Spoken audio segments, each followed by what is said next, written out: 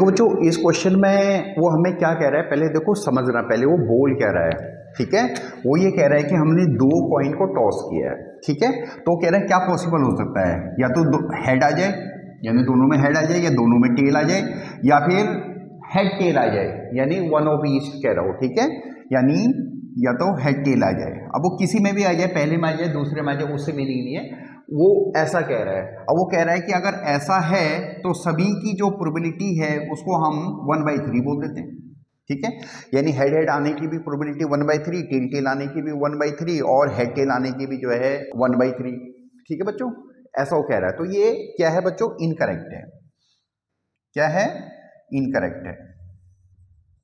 ठीक है, देखो कैसे, जब हम दो कॉइन को टॉस करते हैं तो हमारे पास पॉसिबल आउटकम ये होते हैं। देखो, head head, head tail, tail head और टेल टेल।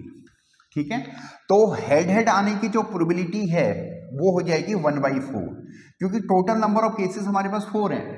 ठीक है, सैंपल स्पेस में हमारे पास कितने इवेंट है, 4 हैं। एलिमेंट्री इवेंट कितने हैं, 4 हैं। ठीक है, और नंबर ऑफ फेवरेबल केसेस कितने, 1 है। ठीक है, तो इसकी हो जाएगी हेड हेड की 1/4, और ये इसको लिख देता हूं, हेड हेड की, और टेल टेल की कितनी हो जाएगी, उसकी भी 1/4 हो जाएगी।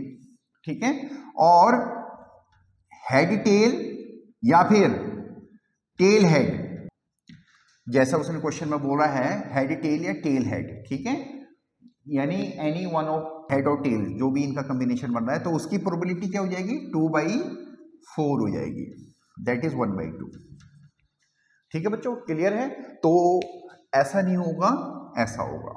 ठीक है, जो उसने दे रखा वो इनकरेक्ट है, ये करेक्ट है। ठीक है, होप सो आपको समझ में आया होगा। अगर कोई प्रॉब्लम हो तो आप कमेंट कर सकते हो।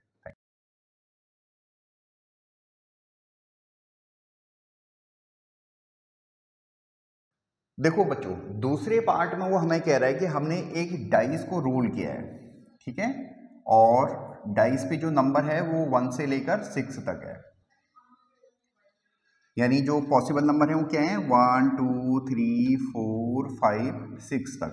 ठीक है, तो हमारे पास ऑड नंबर कितने हैं, देखो 1 3 और 5, और इवन नंबर कितने हैं, 2 4 और 6, यानी odd number equal to even number.